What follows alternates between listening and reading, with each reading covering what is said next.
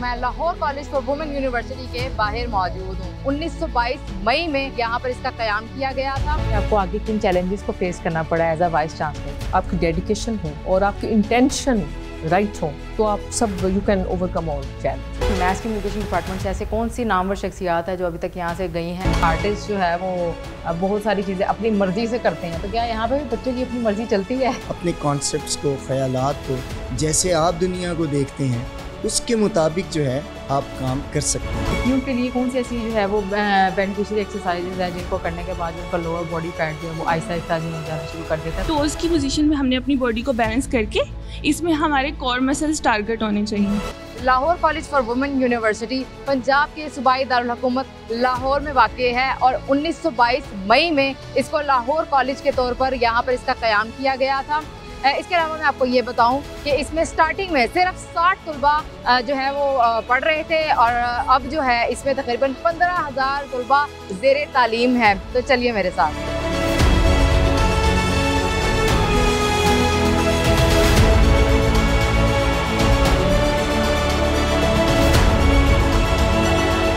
जी नाज़रीन, इस वक्त मैं मैथ कम्युनिकेशन डिपार्टमेंट में मौजूद हूँ और हमारे साथ मौजूद हैं डॉक्टर मुनीबा इफ्तिखार साहिबा जो कि लेक्चरार हैं। मैडम, बहुत शुक्रिया आपके वक्त का। ये बताइएगा कि यहाँ पे मैथ कम्युनिकेशन डिपार्टमेंट में बच्चों को किस तरह से तालीम फराहम की जाती है, लाइक डिजिटल और रेडियो के हवाले से और टीवी के हवाले से? क्या इन्हें इंटर्नशिप के मौके आगे फराहम किए जाते हैं? वालेकुम अस्सलाम।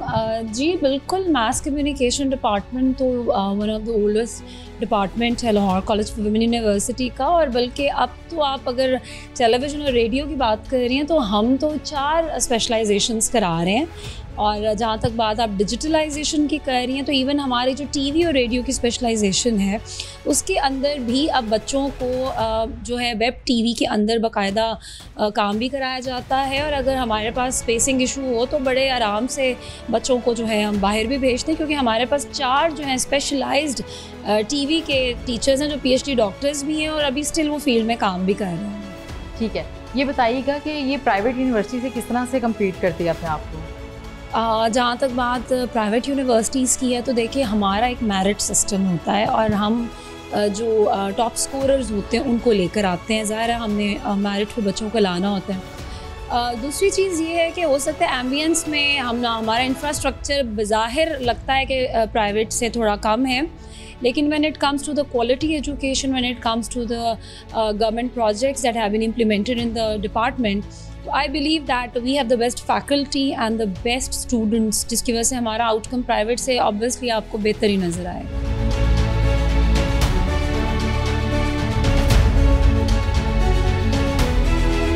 जी नाज़रीन, मेरे साथ मौजूद हैं लेक्चरर डॉक्टर अर्शा मीर साहिबा। मैडम, ये बताइएगा कि यहाँ पे बच्चों को टीवी के हवाले से किस तरह तरबियत दी जाती है, क्योंकि बहुत सारे प्लेटफॉर्म्स जो है वो जगह ही नहीं देते हैं, तो नेशनल चैनल तक आप बच्चों को किस तरह लेके जाते हैं?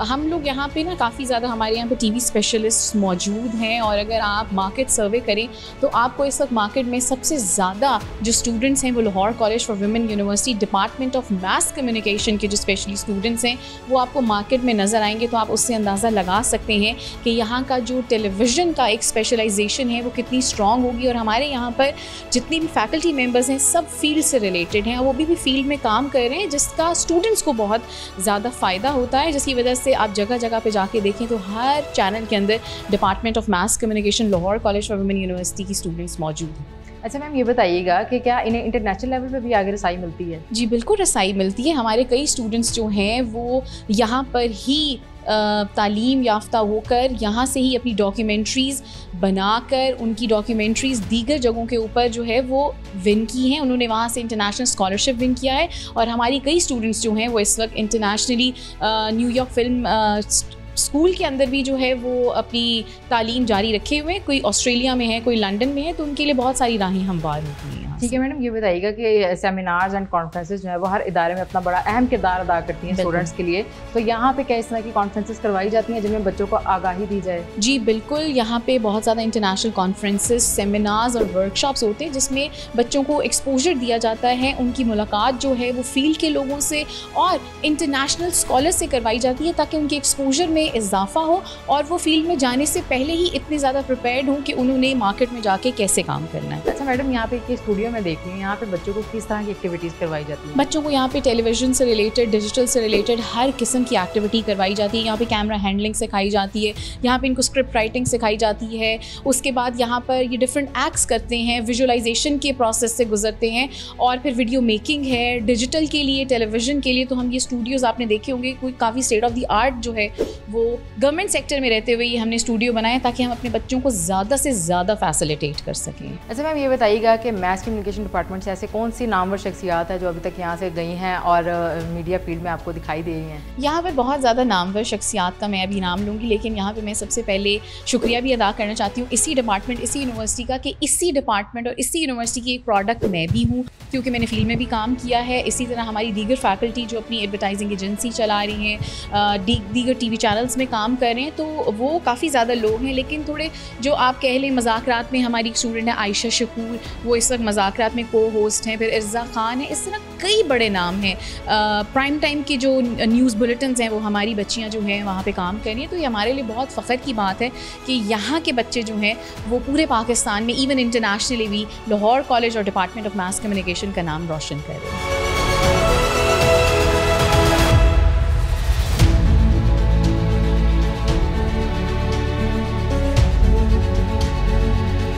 अस्सलाम वालेकुम, क्या नाम है आपका? अस्सलाम, मेरा नाम मीम महमूद है, इंटरनेशनल बास्केटबॉल नेटवर्क प्लेयर। अच्छा, ये बताइएगा कि मैथ्स कॉम में आपने डिग्री क्यों चूज़ की? मैथ्स कॉम एक बहुत फ़न सब्जेक्ट है। मैंने इसलिए डिग्री चूज़ किया क्योंकि स्पोर्ट्स के साथ कोई ऐसे सब्जेक्ट में रखना चाहती थी जिसको पढ़ने में मुझे मज़ा आए। तो मैथ्स कॉम एक ऐसे सब्जेक्ट है जो बहुत ज़्यादा प्रैक्टिकल वर्क होता है इसमें, तो मुझे वो करने में बहुत मज़ा आता है। ठीक है, यानी स्पोर्ट्स के साथ मैथ्स कम्युनिकेशन का कॉम्बिनेशन बहुत अच्छा है, मेरे लिए तो बहुत अच्छा है अभी तक। ठीक है, तो आपको लाहौर कॉलेज जो है वो दूसरे कॉलेज से मुख्तलिफ कैसे लगता है? एलसी में जो टीचर्स की बात की जाए तो यहाँ पे बहुत ज़्यादा फैसिलिटेट करते हैं, स्पेशली हम स्पोर्ट्स वालों को, क्योंकि हम लोग स्पोर्ट्स के साथ मैनेज करना थोड़ा मुश्किल हो जाता है स्टडीज़ को। तो यहाँ पे हम लोग को बहुत ज़्यादा फैसिलिटेट किया जाता है, टीचर्स बहुत अच्छे साथ।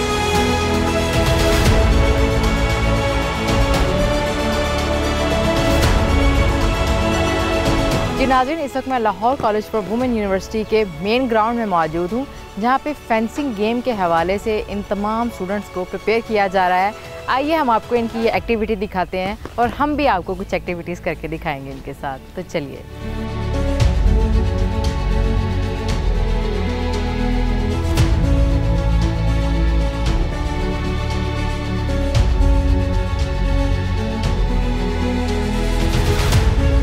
नाज़रीन, इस वक्त मैं लाहौर कॉलेज के स्पोर्ट्स डिपार्टमेंट में मौजूद हूँ। यहाँ पर कौन कौन से खेल के मैदान हैं और क्या क्या स्पोर्ट्स जो है वो एक्टिविटीज़ करवाई जाती हैं, ये हम जानेंगे। यहाँ पे हमारे साथ मौजूद हैं स्पोर्ट्स डिपार्टमेंट की टीचिंग असिस्टेंट सईदा ज़ारा बतूल साहिबा। मैम कैसी हैं आप? अस्सलाम वालेकुम, मैं ठीक ठाक, आप सुनाएं कैसी हैं? जी जी, बहुत शुक्रिया आपके वक्त का। आप मुझे ये बताइए कि यहाँ पर जो है वो कौन कौन से खेल के मैदान सजाए गए हैं? हमारे पास यहाँ पर बास्केटबॉल का कोर्ट है, टेबल टेनिस का कोर्ट है, बैडमिंटन का है, क्रिकेट की हमारी पिच ऑलरेडी यहाँ पर डिज़ाइन है। इसके अलावा हम बहुत सारी गेम्स हैं जो यहाँ पे हम बच्चों को सेल्फ मेड करवाते हैं। यहाँ पर मार्शल आर्ट के इवेंट्स कंडक्ट करवाए जाते हैं। हमारे पास एक इंटरनल हॉल है जिसके अंदर हम बच्चों को मार्शल आर्ट के इवेंट्स भी करवाते हैं। ठीक है, यहाँ से अब तक ऐसी कौन सी ख़वातीन खिलाड़ी हैं जो अभी तक आगे जाके खेल के मैदान में अपना नाम बना चुकी हैं? लाहौर कॉलेज से हमारे मिस सुमेरा सतार ने एजुकेशन हासिल की है, फ़िलहाल वो PhD कर रही हैं और वो यहाँ पे एज ए हेड वर्क कर रही हैं। लाहौर कॉलेज में डायरेक्टर स्पोर्ट्स भी हैं हमारी, she is very competent lady. और इसके अलावा हमारी तुबा हसन है जो क्रिकेट में वर्क कर रही हैं। ZTBL के साथ बहुत सारे बच्चों के हमारे कॉन्ट्रैक्ट हुए हैं। इसके अलावा मिस गज़ाला हैं जो दुबई आजकल एज ए फिटनेस ट्रेनर हमारी यहाँ पर गई हुई हैं। और भी बहुत सारे बच्चे हैं जो मुख्तलिफ डिपार्टमेंट्स में ऐसे गार्डन में वर्क कर रहे हैं या मुख्तलिफ बैंक्स के साथ उनके एग्रीमेंट्स चल रहे हैं। और बच्चे एजुकेशन के साथ साथ स्पोर्ट्स में भी बहुत आगे तरक्की कर रहे हैं। ठीक है, अच्छा ये भी बताइएगा कि बच्चियों को नेशनल या इंटरनेशनल लेवल पर कैसे सपोर्ट किया जाता है कि वो स्पोर्ट्स में आगे आएँ? देखिए, ओलंपिक्स होती हैं, नेशनल लेवल पर होती हैं, इंटर बोर्ड लेवल पर होती हैं और इंटर यूनिवर्सिटी लेवल पर तो पार्टिसिपेशन होती है। इसके अलावा आउट ऑफ कंट्री जो बच्चे पार्टिसिपेट करते हैं वो HEC लेवल पर रैंकिंग में जब वो आ जाते हैं तो फिर यूनिवर्सिटी कैंप्स उनके लगते हैं। ठीक है, अच्छा मुझे ये बताइएगा कि ये मैं बिल्डिंग देख रही हूँ, ये काफ़ी ओल्ड दिखाई दे रही है, तो इस बिल्डिंग के हवाले से हमें थोड़ा सा बताइएगा कि ये कब से कायम है यहाँ पर और इसको जो है वो इसी तरह ही रखा गया है, कभी दोबारा इसको रेनोवेट करने की कोशिश की गई? हमारी यूनिवर्सिटी को 100 ईयर हो गए हैं कंस्ट्रक्ट हुए हुए, तो ये हमारा सबसे ओल्ड बिल्डिंग है। इसको हम ओल्ड हॉस्टल इसीलिए कहते हैं।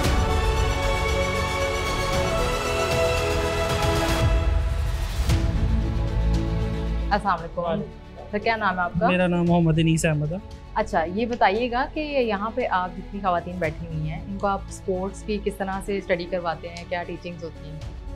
इनके मुख्तलिफ सब्जेक्ट हैं अकॉर्डिंग टू इनके इन्होंने जिस एडमिशन जिसमें लिया हुआ स्पेशलाइज इसका है जी हेल्थ एंड फिजिकल एजुकेशन। सो मेरा सब्जेक्ट है इनके साथ ट्रैक एंड फील्ड। तो मैं इनको ऑफिशिएटिंग से सिखा रहा हूँ कि किसी इवेंट को कॉन्डक्ट कैसे करना।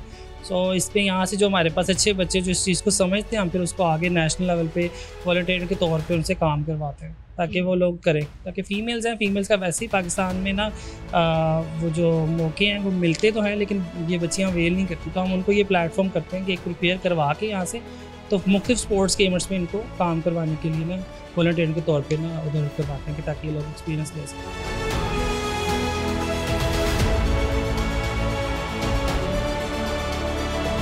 अस्सलाम वालेकुम, क्या नाम है आपका? रुबाइका। अच्छा रुबाइका, मुझे ये बताइएगा कि आप स्पोर्ट्स डिपार्टमेंट में हैं, आपने इस डिग्री को क्यों चूज़ किया? बेसिकली ये कि एक तो ये साइंस से रिलेटेड है, साइंस रिलेटेड स्पोर्ट्स पढ़ना है, ये बहुत इंटरेस्टिंग है। मेरा इंटरेस्ट इस चीज़ में साइंस सब्जेक्ट्स में है, साइंस रिलेटेड स्पोर्ट्स पढ़ना ये मेरा इंटरेस्ट था, इस वजह से मैंने फिजिकल एजुकेशन स्पोर्ट्स साइंस को कंसर्न किया। मुश्किल नहीं लगता साइंस? नहीं, बिल्कुल भी नहीं, मेरा फेवरेट सब्जेक्ट साइंस का ही। और ख़वातीन के लिए तो बहुत सारे चैलेंजेस आते हैं स्पोर्ट्स में, तो आपको क्या लगता है कि आप ऐसे चैलेंजेस फेस कर लेंगी? कर लेते हैं। सबसे ज़्यादा यही तो चीज़ शो करनी है कि ख़वातीन के लिए चैलेंजेस होते हैं, वो चैलेंजेस को एक्सेप्ट कर सकती हैं, और इस चीज़ को शो करने के लिए मेरे ख्याल से फिजिकल एजुकेशन से बेहतर और कोई चीज़ नहीं। ठीक है, यानी कि आपको आपकी डिग्री बहुत पसंद है? बहुत पसंद, इंटरेस्ट के हिसाब से ही चूज़। जी अस्सलाम वालेकुम, क्या नाम है आपका? मेरा नाम हुमायल फैज़ है। अच्छा हमारे फायदा साहिबा, ये बताइएगा कि आप स्पोर्ट्स डिपार्टमेंट में आपको कौन से स्पोर्ट्स में ज़्यादा इंटरेस्ट है? स्पोर्ट्स में बेसिकली मेरे फादर को बहुत इंटरेस्ट था कि मेरी बेटी एज वेल स्पोर्ट्स में जाए, तो दैट्स व्हाई मैं स्पोर्ट्स में आया, और मेरा बेसिक क्रिकेट मुझे बहुत पसंद है।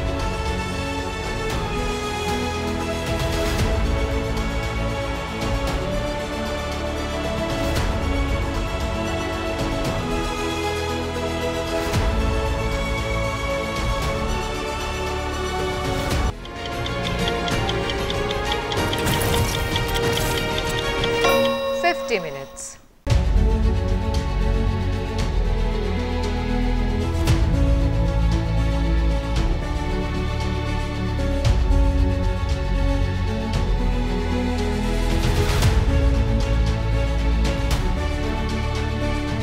जी अस्सलाम वालेकुम। क्या नाम है आपका? मदीरा। ठीक है, आप यहाँ पे आज क्या कर रही हैं? जी मैं यहाँ पर इंस्ट्रक्टर हूँ। ठीक है, अच्छा आप इंस्ट्रक्टर के तौर पे काम कर रही हैं, तो मुझे ये बताएं कि बच्चियों को डील करना तो बहुत मुश्किल हो जाता है क्योंकि कॉलेज लाइफ है, बच्चियाँ आती हैं फिटनेस के लिए, यहाँ पे अपनी ट्रेनिंग भी करती होंगी, उसके बाद फिर जाके वही सब ऑयली चीज़ें खा लेना और बाहर इंजॉय करना, तो आप उनको माइंडसेट उनका कैसे क्रिएट करती है कि वो फिटनेस की तरफ रही, क्या उन्हें कोई डाइट की तरफ आप लेके आती हैं? ऐसा है कि पहले की निस्बत बहुत ज़्यादा शौर आ गया, गर्ल्स को इस चीज़ की बहुत ज़्यादा नॉलेज हो गया, और ऐसा है वर्कआउट करती हैं, बाहर जाके फिर खा लेती हैं, और तो जब उनको थोड़ा सा मोटिवेट किया जाए कि आपकी ये चीज़ें होंगी, इस एक्सरसाइज के ज़रिए कम होंगी, तो उनमें होता है मोटिवेशन आती है, कम हो जाती है, लेकिन उनको गाइड अच्छे से किया जाए तो आती है मोस्टली। तो मुझे लगता है अब काफ़ी ये चीज़ आ रही है लोगों। बिल्कुल। अच्छा ये बताइएगा कि यहाँ पे बहुत सारी डिफरेंट मशीन्स और ये डंबल्स हमें देखने को मिल रहे हैं, हाँ तो ये इसका क्या काम है यहाँ पे, मतलब ये किस चीज़ के लिए यूज़ होता है? किसी हैंगिंग के लिए भी, स्क्वाट्स के लिए, हर एक्सरसाइज यूज़ होती है। जैसे यहाँ पर डंबल्स भी हैं, बाइसेप्स के लिए यूज़ हो सकते हैं, ट्राइसेप्स के लिए, हमारे ये मसल्स के लिए यूज़ हो सकते हैं। उसके अलावा स्क्वाट्स होते हैं जो हम अपनी लोअर बॉडी के लिए यूज़ कर सकते हैं। करके दिखा देती हूँ कुछ भी। ज़रूर।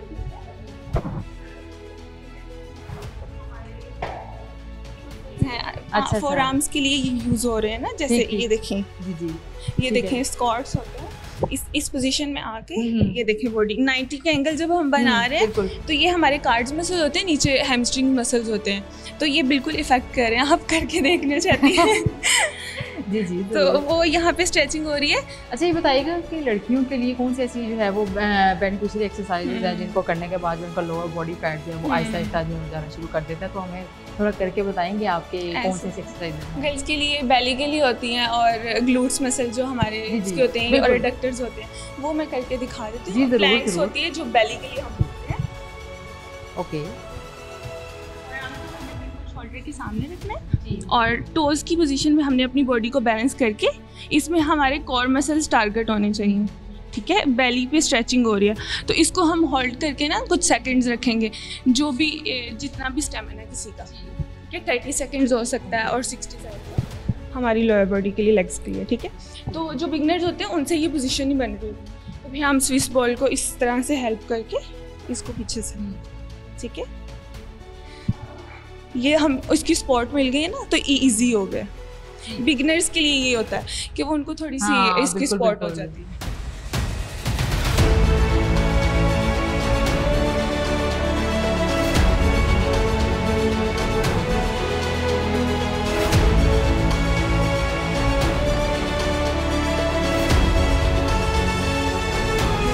जी नाज़रीन, इस वक्त मैं Lahore college for women university के आर्ट्स डिपार्टमेंट में मौजूद हूँ। मेरे साथ मौजूद हैं यहाँ पे असिस्टेंट प्रोफेसर इरफान जावेद साहब। सर ये बताइएगा कि आर्ट्स के हवाले से जो है वो बहुत सारे बच्चे ध्यान नहीं दे पाते, लाइक उनका शौक भी होता है लेकिन उनको समझ भी नहीं आती, तो आप उनको किस तरह से सिखाते हैं? बच्चों को डील करना तो वैसे भी काफ़ी मुश्किल होता है। देखें, जो टीचिंग मेथोडोलॉजी में मुझे ये लगता है कि स्टूडेंट्स को इंस्पायर किया जाता है और उनमें इंस्पायरेशंस जब आती हैं तो वो पैशन क्रिएट करता है और वहाँ से उनका इंटरेस्ट डेवलप होता है। ठीक है सर, आर्ट्स के हवाले से ये भी कहा जाता है कि आर्टिस्ट जो है वो बहुत सारी चीज़ें अपनी मर्ज़ी से करते हैं, तो क्या यहाँ पे भी बच्चों की अपनी मर्ज़ी चलती है?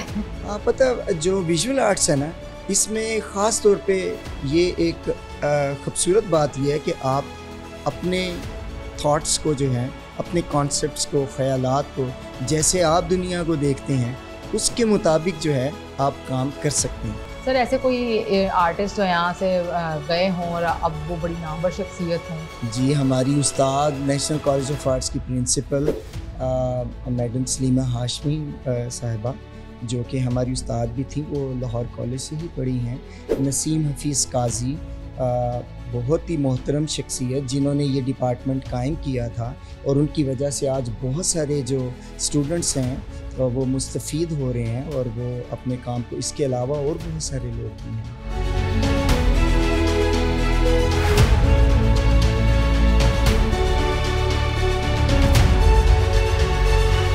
जी नाज़रीन, मेरे साथ यहाँ पर कुछ स्टूडेंट्स मौजूद हैं जिनसे आज हम डिजिटल मीडिया जो है आजकल अपना बहुत ज़्यादा किरदार अदा कर रहा है, पॉजिटिव भी और नेगेटिव भी। तो आज इसी हवाले से हम बात करेंगे इन बच्चियों से। तो बताइएगा कि डिजिटल मीडिया जो है आपके जो आपका हिसाब है वो आप क्या समझते हैं कि पॉजिटिव किरदार अदा करे या नेगेटिव? मेरे हिसाब से हम पॉजिटिव इस्तेमाल भी कर सकते हैं, लेकिन आजकल के दौर में ज़्यादातर इसका नेगेटिव इस्तेमाल हो रहा है, अनफॉर्चुनेटली। अच्छा, आप क्या समझती हैं कि क्या डिजिटल मीडिया जो है वो अपना पॉजिटिव किरदार अदा करे या नेगेटिव? आई थिंक बोथ हैं, क्योंकि इसके एडवांटेजेस भी हैं और डिसएडवांटेजेस भी हैं। अगर स्टडीज़ के हवाले से देखा जाए तो बहुत हेल्पफुल होता है, आपको रेफरेंस मिल जाते हैं, हर चीज़ की आपको मिल जाती है। लेकिन नेगेटिव भी है कि आपकी प्राइवेट लाइफ नहीं रही, लोग हर चीज़ उस पर शेयर करते हैं और फिर बुली भी होते हैं लोग। ठीक है, स्टूडेंट के तौर पे आप कैसे देखती हैं डिजिटल मीडिया को? क्योंकि आप पढ़ती भी होंगी, जाहिर सी बात है, कोर्सेज होते हैं, बहुत सारे ऑनलाइन कोर्सेज भी होते हैं, तो आप क्या समझती हैं कि वो जो डिजिटल मीडिया का किरदार है वो किस तरह से आपके लिए पॉजिटिव है? वो भी यूज़फुल है, स्टडीज़ के मामले में भी बहुत यूज़फुल है, क्योंकि बहुत सारी इन्फॉर्मेशन चाहिए होती है जो ज़ाहिर नोट्स वगैरह में नहीं होती है, अगर तो वो आप सोशल मीडिया से ले सकते हैं। ठीक है जी, आप बताइएगा आप क्या समझती हैं, क्या आप इन दोनों की बात से मुत्तफिक हैं? जी बिल्कुल, क्योंकि हम चारों तरफ देखते हैं आजकल बच्चों के हाथों में भी, हमारे हाथों में भी, हम अपना काम नहीं कर पाते, हम डिपेंड हो जाते हैं उन पर कि और 5 मिनट यूज़ कर लेते हैं, 10 मिनट यूज़ कर लेते हैं, 10 मिनट 5 मिनट में हम कुछ बहुत रील्स देखते हैं ना। हाँ, बहुत ज़्यादा ये रील्स ये पहले नहीं थी, तो मतलब कि अब हम इंस्टाग्राम खोलते हैं, कुछ भी खोलते हैं, यूट्यूब, सब कुछ उस पर सब रील्स हैं। तो ये आप डिसएडवांटेजेस बता रही थी, अब एडवांटेजेस आप किस तरह इसके बता सकती हैं? एडवांटेजेस काफ़ी हैं, आप रिसर्च कर पढ़ सकते हैं, आप आर्टिकल्स पढ़ सकते हैं, आप नॉलेज ले सकते हैं। अब अगर जैसे कि बच्चों के हाथ में फ़ोन, ये टेक्नोलॉजी है, मतलब कि आप नहीं कितनी देर तक छुपाएंगे उनसे, लेकिन अगर आपके वो बच्चे टेक्नोलॉजी को यूज़ करते करते रिसर्च पर पेपर पढ़ रहे हैं या फिर काफ़ी रिसर्च कर रहे हैं, तो इट इज़ नॉट हार्म। ठीक है, मैंने देखा कि आपकी आर्ट्स की तरफ बहुत ज़्यादा तवज्जो है, तो आर्ट्स को लेके आप बहुत ज़्यादा सीरियस भी हैं, तो आपकी किस तरह से हेल्प होती है? आप क्या इंटरनेट से आप कितना हेल्प हासिल करती हैं? मेरे मुताबिक ना मैंने खुद पर्सनली ये चीज़ एक्सपीरियंस की है, जब सोशल मीडिया नहीं होता ना तो ज़्यादा पीसफुल होती है लाइफ आपकी, और बहुत सारी चीज़ों से बंदा दूर रहता है। नेगेटिविटी बहुत ज़्यादा आती है सोशल मीडिया से, तो आइडियाज़ भी ज़्यादा आते हैं जब सोशल मीडिया कम इस्तेमाल किया जाता है। ज़्यादा इस्तेमाल करने से ये भी नहीं होना चाहिए कि बहुत ज़्यादा ही हम इन्वॉल्व हो जाएं, और ये भी नहीं होना चाहिए कि हम बिल्कुल सोशल ना हों। उससे नुकसान होता है। ये हमारी अपनी बातचीत मतलब इतनी ज़्यादा नहीं होती। सब कहते हैं कि ये तो बहुत सड़ियल सा है, अजीब बात बिल्कुल नहीं करता। अच्छा, मुझे ये बताइएगा कि आजकल चैट जीपीटी का बहुत ज़्यादा इस्तेमाल हो रहा है हर चीज़ के लिए, तो आपको नहीं लगता कि ये जो ह्यूमन की अपनी एक सोच है, अपनी जो उसकी साइकी है, उसको ये डिस्टर्ब करता है और आप सारा कुछ अब चैट जीपीटी पे डिपेंड करने लग गए हो?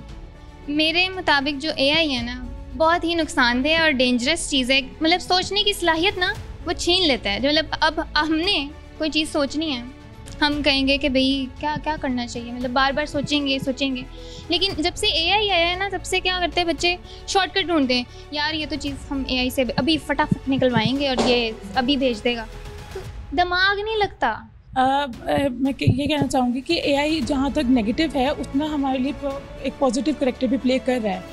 अगर वो ये बात उनकी बिल्कुल सही है कि एआई मतलब कि आप मतलब कि जैसे कि आप कोई भी बैठ के एक वीडियो बना रहे हैं लेकिन आपको पता नहीं है कि वो है कि नहीं है, ठीक है, it is harmful, but it is also जो है ना हेल्पफुल ऑल्सो कि आपको कुछ नहीं मिल रहा, आपको गूगल से वो चीज़ नहीं मिल रही, तो आप एआई आपको फ़ौरन चैट जीपीटी फ़ौरन निकाल कर देगा इन ईजी वर्ड्स।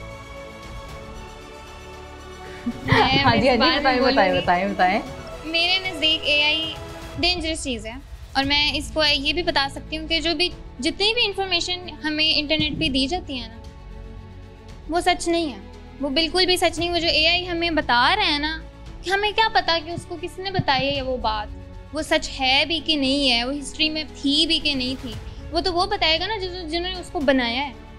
हमें तो नहीं पता कि वो सच बोल रहा है कि नहीं। बेशक वो आसान अल्फाज में बता देता है, जल्दी बता देता है, बहुत जल्दी चुटकियों में काम हो जाता है, लेकिन चुटकियों में काम होने वाला अच्छी चीज़ नहीं होती। मतलब आप क्या कहती हैं, आप क्या मतलब ठीक है इनकी बात से? नहीं, आई थिंक चैट जीपीटी बहुत हेल्पफुल है, क्योंकि कभी जो इसने बात की कि इजी वर्डिंग भी चाहिए होती है। जैसे एग्ज़ाम है, आपको नहीं समझ आ रहा कि आपके नोट्स वाली लैंग्वेज नहीं समझ आ रही, ज़रा टफ है, तो आप वही चीज़ टॉपिक चैट जीपीटी को बताओ, इन ईजी वर्ड्स लिखो, तो आपको ईजी वर्ड्स में बता देता है, तो इतनी अच्छी तैयारी हो जाती है। तो मेरे लिए तो बहुत हेल्पफुल है। यही तो बात है, वो ईजी वर्ड्स हम क्यों नहीं बना सकते? हाँ, बिल्कुल। मतलब हमें भी तो इतना होना चाहिए ना कि हमने खुद आसान अल्फाज में हमने बतानी है अपनी बात, तो हमें इतने अल्फाज होने चाहिए हमारे पास, इतने ज़्यादा वोकैबुलरी होनी चाहिए, डिक्शनरी होनी चाहिए कि हम बोल सके अपनी बात को आसान अल्फाज में बता सके जो मुश्किल करना है। जी नाज़रीन, यहाँ पे आपने सुना कि किस तरह से बच्चों ने बताया है कि किस तरह से डिजिटल मीडिया अपना पॉजिटिव और नेगेटिव किरदार अदा कर रहा है। दूसरा चैट जीपीटी के हवाले से हमने यहाँ पे बहुत ही ज़बरदस्त गुफ्तगू की और हमें पता लगा कि कुछ तो चैट जीपीटी के हक़ में है और कुछ का कहना है कि वो इंसान की सोचने और समझने की सलाहियत को छीन लेता है, जबकि एआई जो है इस वक्त काफ़ी पावरफुल जा रहा है। हर डिपार्टमेंट में जो है वो एआई का इस्तेमाल किया जा रहा है और हम इन फ्यूचर देखेंगे कि एआई जो है वो किस हद तक कारआमद साबित होगा।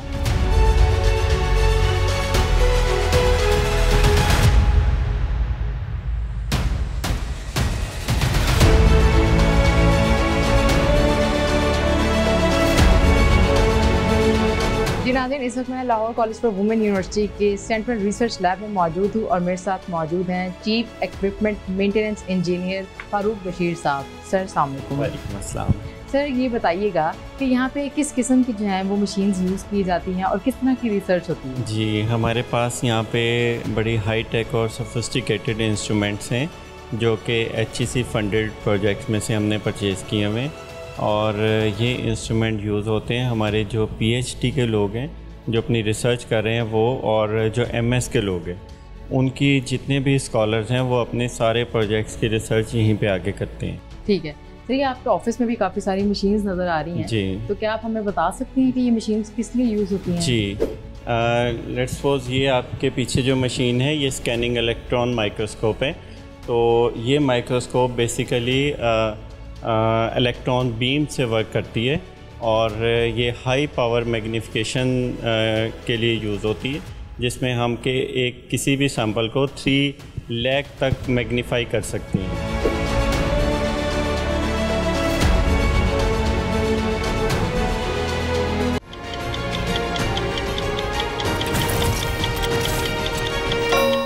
minutes.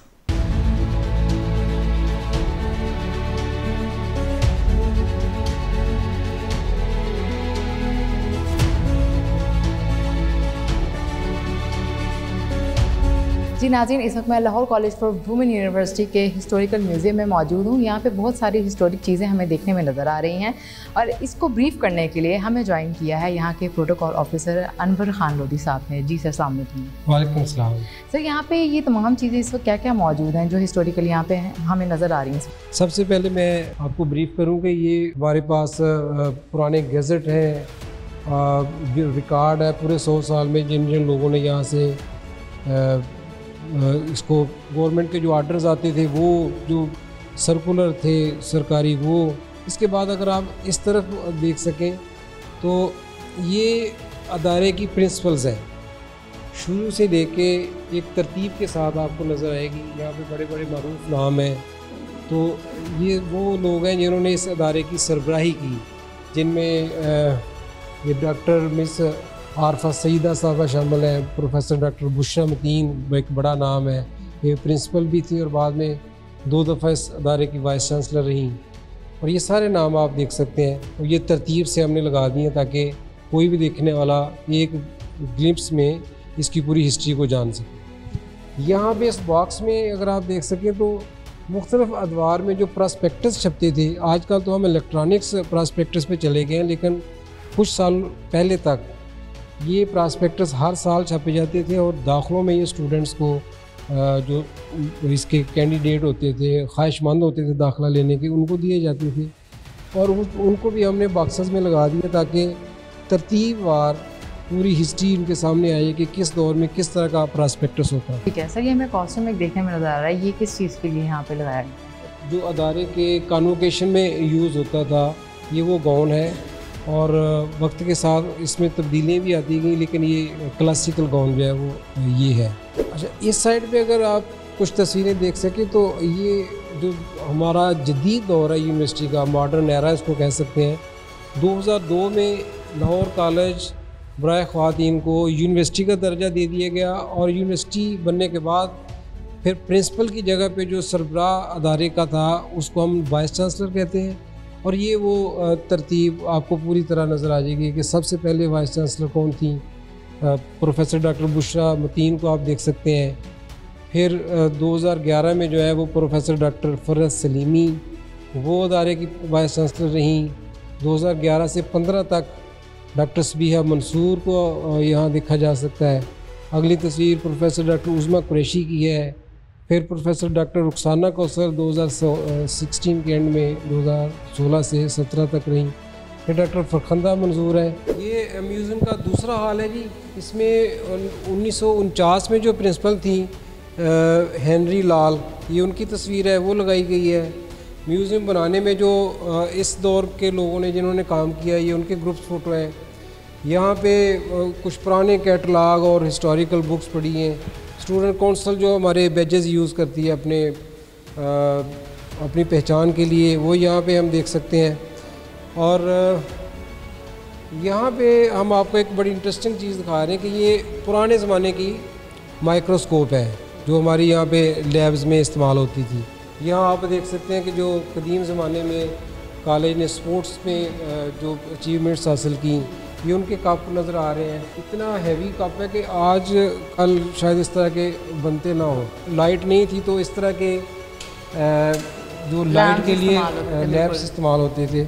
अगले हाल में मैं आपको बताता हूँ जी कि जो हमारे प्रोमिनेंट एलुमनाई हैं जिन्होंने यहाँ पढ़ के बड़ा नाम पैदा किया, हमने उनकी पूरी तस्वीर जो है वो दीवार पे डिस्प्ले कर दी हैं। यानी कि ये सब जो है ये यहाँ से पढ़ के गए हुए हैं? जी जी बिल्कुल, आप देख सकते हैं। हाँ बिल्कुल, ये नज़र आ रहा है। मतलब इनमें सबसे प्रोमिनेंट डॉक्टर यास्मीन राशिद की भी पिक्चर नज़र आ रही है। हाँ, बड़े बड़े फनकार हैं, अदीब हैं, शायर हैं, फिर ब्यूरोक्रेट्स हैं। तो ये सारी एलुमनाई जो यहाँ की पढ़े लिखे लोग हैं, यहाँ से जो पढ़ के गए हैं, हमने उनको इज़्ज़त दी।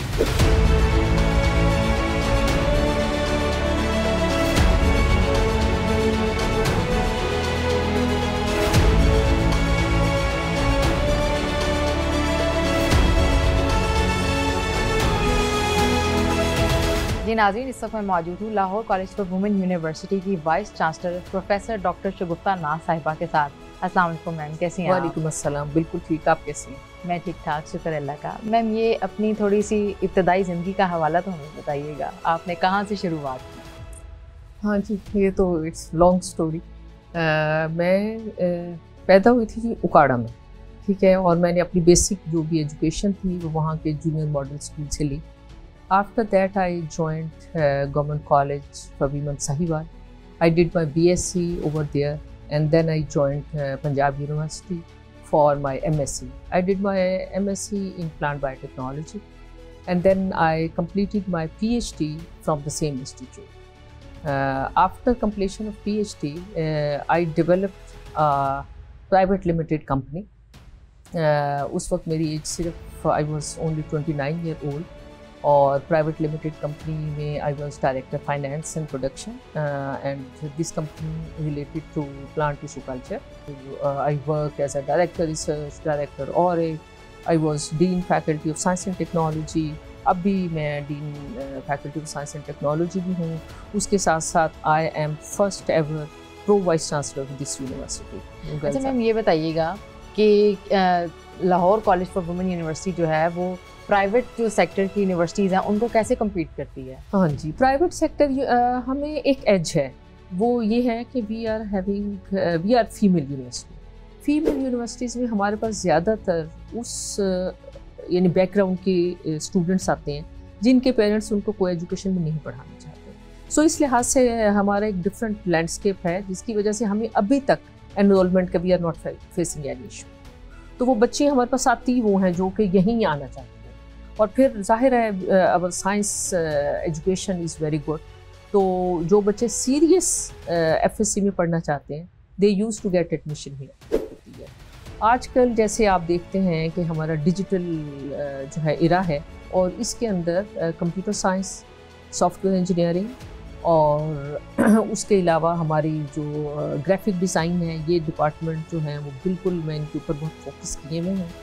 और इसके साथ साथ इन बच्चों की जो स्किल ट्रेनिंग है उसके ऊपर मैंने बहुत ज़्यादा फोकस किया है। मैम, आपसे कोई शख्सियात जो आपके जहन में हो जो यहाँ से अभी तक पढ़ के गई हैं और उन्होंने बड़ा अपना नाम बनाया आगे जाके? हाँ जी मैडम, डॉक्टर सलीमा हाशमी हैं जी, वो आपको पता ही है, शी इज़ रिनाउंड आर्टिस्ट। उसके अलावा बुशरा अंसारी हैं और हमारे बहुत सारे जुडिशरी में लोग हैं। कनेट कॉलेज की जो प्रिंसिपल हैं वो भी हमारी अलमनाए हैं। और सबसे बड़ी बात, मरियम नवाज शरीफ हमारी अलमनाए हैं। तो हमारी जो भी अगर थर्ड कोई भी एजुकेटेड आप लेडी को पूछें तो वो यहाँ से उन्होंने एजुकेशन की। ठीक है, आप हमारे प्लेटफॉर्म के थ्रू मैम क्या पैगाम देना चाहेंगी ऐसे पेरेंट्स को या ऐसी बच्चियों को जो अभी तक जिन तक एजुकेशन पहुँची नहीं है या पेरेंट्स माशरे के हालात की वजह से बच्चियों को कॉलेज और यूनिवर्सिटी में नहीं भेज रहे? मेरा तो ख्याल है, देखें जी, एजुकेशन के बगैर यू आर नथिंग। तो मुझे तो जहाँ भी मौका मिलता है पेरेंट्स से मिलने का, मैं यही कहती हूँ कि let your kids get education. और उनके लिए भी मेरा यही मैसेज है कि बच्चों को भेजें और बच्चों कॉन्फिडेंस करें। और इतना ज़्यादा हम उनसे कोई चार्ज भी नहीं कर रहे और स्कॉलरशिप्स भी बहुत देते हैं मैडम। हमारे 20% स्टूडेंट्स जो हैं वो स्कॉलरशिप पे हैं। तो जो लोअर मिडिल क्लास है उनको हम टोटली जो है स्कॉलरशिप दे रहे हैं। तो सिर्फ वो परमिशन दें और यहाँ पे सिक्योरिटी भी है, यहाँ पे उन बच्चों को बिल्कुल हम अपने बेटियों की तरह डील करते हैं। तो सिर्फ उनको एडमिशन दें और उसके बाद जो है वो फ्लाई करने का जो भी स्किल होगा वो हम उन्हें सिखाने के।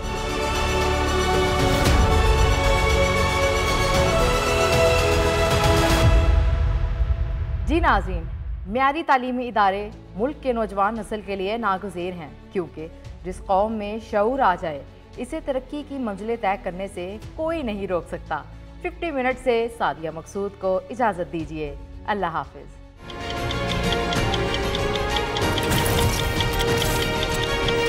50 minutes.